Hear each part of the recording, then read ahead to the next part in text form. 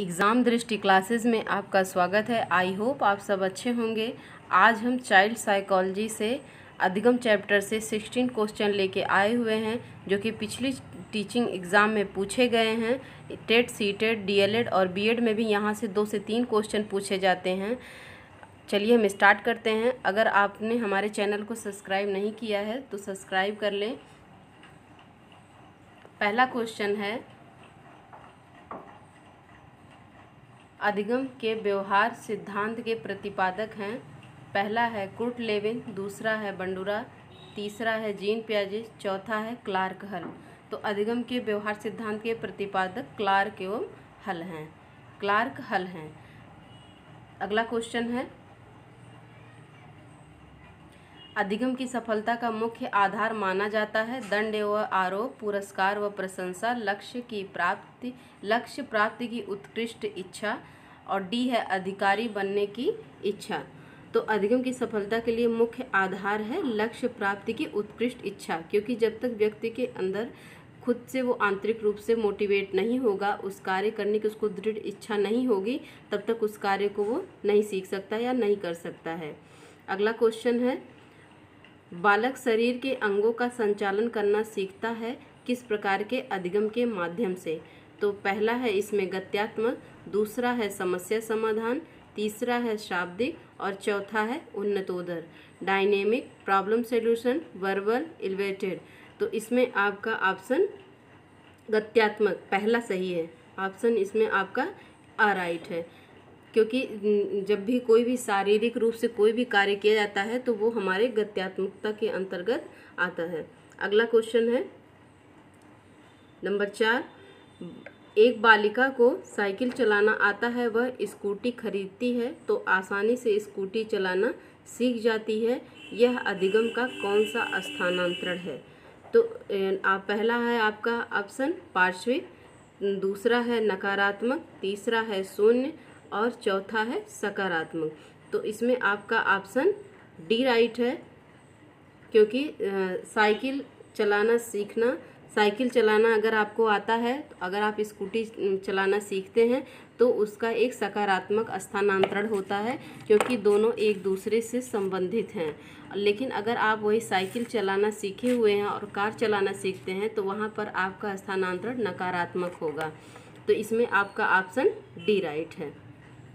Next question number 5 question है, विष्णु को पढ़ाई करते समय नींद भगाने के लिए चाय पीता है, परंतु चाय पीकर गहरी नींद में सो जाता है। यहाँ अधिगम का स्थानांतरण है। पहला है पार्श्विक, दूसरा है शून्य, तीसरा है सकारात्मक और चौथा है नकारात्मक। तो इसमें विष्णु को लगता है ऐसा कि चाय पीने से उसकी नींद चली जाएगी, लेकिन चाय पीने पे उसको और नींद आ जाती है। तो यहाँ पर नकारात्मक स्थानांतरण है, क्योंकि उसने जैसा सोचा वैसा हुआ नहीं, इसलिए यहाँ पर ऑप्शन डी राइट है, नकारात्मक स्थानांतरण यहाँ पर हो रहा है अधिगम का। नेक्स्ट क्वेश्चन है, क्रियात्मक अनुबंधन का सिद्धांत किसकी देन माना जाता है। थॉर्नडाइक को, स्किनर को, पावलोव को, उपर्युक्त सभी। तो इसमें आपका ऑप्शन बी राइट है। स्किनर ने क्रिया प्रसूत का सिद्धांत या क्रियात्मक अनुबंधन का सिद्धांत दिया है, तो ये स्किनर का है। तो इसमें आपका ऑप्शन बी राइट है। अगला क्वेश्चन है, गेस्टाल्ट का अर्थ है व्यवहार के रूप में, बी है परिवर्तन के रूप में, सी है मशीनों के रूप में और डी है समग्र रूप में। तो इसमें आपका ऑप्शन डी राइट है। गेस्टाल्टवादी सिद्धांत जो कि कोहलर, वर्दी-मरकोफ का है, गेस्टाल्टवादी सिद्धांत इन्होंने ही दिया है। उसमें उस सिद्धांत के अंतर्गत उन्होंने एक प्रयोग किया था, जिसमें एक बंदर के ऊपर, वनमानुष के ऊपर प्रयोग किया था, जिसमें कि एक रूम था, उसमें बंदर को, वनमानुष को बंद कर दिया और उसमें जो है केले को ऊपर टांग दिया और उस रूम के अंदर 2-3 बॉक्स रख दिए, जो कि बॉक्स को एक बॉक्स के ऊपर एक बॉक्स लगा करके बंदर केले को प्राप्त कर लेता है। तो तो समग्र रूप मतलब पूर्ण रूप होता है, पूर्ण आकार में वहाँ पर चीज़ें प्रत्यक्ष रूप में उपस्थित होती हैं और उसके द्वारा वह वनमानुष जो है अपनी समस्या का समाधान कर लेता है, जो कि वो भूखा रहता है और उससे केले की आवश्यकता होती है। अगला क्वेश्चन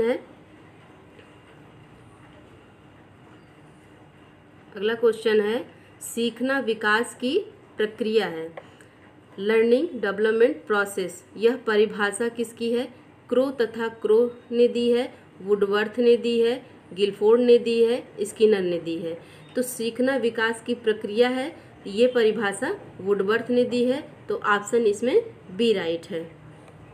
अगला क्वेश्चन नंबर 9 है, रीना कक्षा 2 की छात्रा है, उसे अध्यापिका ने डंडे से पीटा। अगले दिन वह अध्यापिका के हाथ में डंडा देखकर रोना प्रारंभ कर देती है। अधिगम का अंतरण है। ऑप्शन नंबर 1 है ऊर्ध्वर, दूसरा है नकारात्मक, तीसरा है सकारात्मक, चौथा है द्विपार्श्विक। इसमें आपका ऑप्शन डी राइट है, द्विपार्श्विक। अगला क्वेश्चन नंबर 10 है, कक्षा 7 का रोहन प्रारंभिक पाठों को तीव्र गति सीखता है, परंतु धीरे धीरे उसके सीखने की गति कम हो जाती है। एक समय ऐसा आता है कि कितने भी प्रयास करने पर भी वह अधिक नहीं सीख पाता है। यह प्रक्रिया है प्रत्यक्षण की, मानसिकता की या अधिगम पठार की। तो इसमें आपका ऑप्शन सी राइट है, अधिगम पठार की।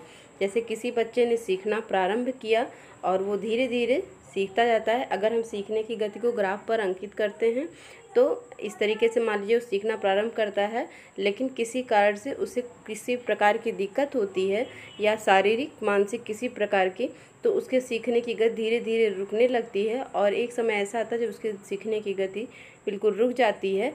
तो वही ये जो ग्राफ पर ये लाइन अंकित हुई है, इसे ही हम पठार कहते हैं। तो यही पठार है। अगला क्वेश्चन है क्वेश्चन नंबर 11, पूजा सेकंड ग्रेड की तैयारी कर रही है, उसी दौरान उसके रीट का परिणाम आ जाता है तथा वह असफल हो जाती है। वह दुखी होकर तैयारी बंद कर देती है। क्लार्क हल के अनुसार उसे आवश्यकता है सफलता की, अभिप्रेरणा की, पुनर्बलन की, भोजन की। तो उसे आवश्यकता है पुनर्बलन की। ऑप्शन इसमें सी राइट है, क्योंकि पूजा सेकंड ग्रेड की तैयारी कर रही होती है और उसे रीट का परिणाम अगर अच्छा मिला होता तो उसे पुनर्बलन मिलता। इस अच्छा नहीं आया इसलिए उसे पुनर्बलन नहीं मिला, तो उसे पुनर्बलन की आवश्यकता है। अगला क्वेश्चन है क्वेश्चन नंबर 12 है, विद्यार्थियों को अगले कार्य के लिए तैयार करने हेतु प्रथम परिस्थिति में प्रदान किया पुनर्बलन अभिप्रेरणा का कार्य करता है। यह अधिगम का सिद्धांत है। व्यवस्थित व्यवहार, समीपता, क्रिया प्रसूत अनुबंधन, उद्दीपन परिवर्तन। इसमें आपका ऑप्शन सी राइट है, क्रिया प्रसूत अनुबंध। अगला क्वेश्चन है क्वेश्चन नंबर 13, एक विकलांग बालक अत्यधिक परिश्रम करके कक्षा में प्रथम आने का प्रयास करता है, उसे किस प्रतिरक्षक प्रणाली में रखेंगे? तो पहला ऑप्शन है पुष्टिकरण, दूसरा है प्रक्षेपण, तीसरा है प्रतिगमन और चौथा है क्षतिपूर्ति। तो इसे हम क्षतिपूर्ति के अंतर्गत रखेंगे। इसमें ऑप्शन आपका डी राइट है। 14 नंबर क्वेश्चन है, बुरी आदतों को छुड़ाने तथा अच्छी आदतों का निर्माण करने के लिए अधिगम का कौन सा सिद्धांत उपयोगी है? पहला है समीपता का सिद्धांत, दूसरा है उद्दीपन परिवर्तन का, तीसरा है क्रिया प्रसूत अनुबंधन का सिद्धांत, चौथा है अनुकूलित अनुक्रिया का। इसमें आपका ऑप्शन डी राइट है। ये सिद्धांत जो है इवान पी पावलोव ने दिया है। उन्होंने स्वाभाविक उद्दीपक के प्रति स्वाभाविक अनुक्रिया को अस्वाभाविक उद्दीपक के प्रति अस्वाभाविक अनुक्रिया करके दिखाया। उन्होंने पहले भोजन को कुत्ते के ऊपर उन्होंने प्रयोग किया था। कुत्ता जो है भोजन को देख करके लार गिराता है, लेकिन उन्होंने घंटी के प्रति वही प्रतिक्रिया करवाई कुत्ते से कि कुत्ते ने घंटी को देख करके लार गिराना प्रारंभ कर दिया। तो यही है अनुकूलित अनुक्रिया। तो किसी भी बच्चे में बुरी आदतों को छुड़ाने तथा अच्छी आदतों का निर्माण करने के लिए यह सिद्धांत बहुत ही उपयोगी है। अगला क्वेश्चन है चंचल प्रायः जल्दी उठने के लिए सुबह 4 बजे का अलार्म भरती है और अलार्म बजने पर वह उठ जाती है। 3-4 दिन बाद वह अलार्म बजने से पहले ही उसकी नींद खुल जाती है। यहाँ अधिगम का कौन सा सिद्धांत है? उद्दीपन का, शास्त्रीय अनुबंधन का, व्यवस्थित व्यवहार का, अंतःदृष्टि का।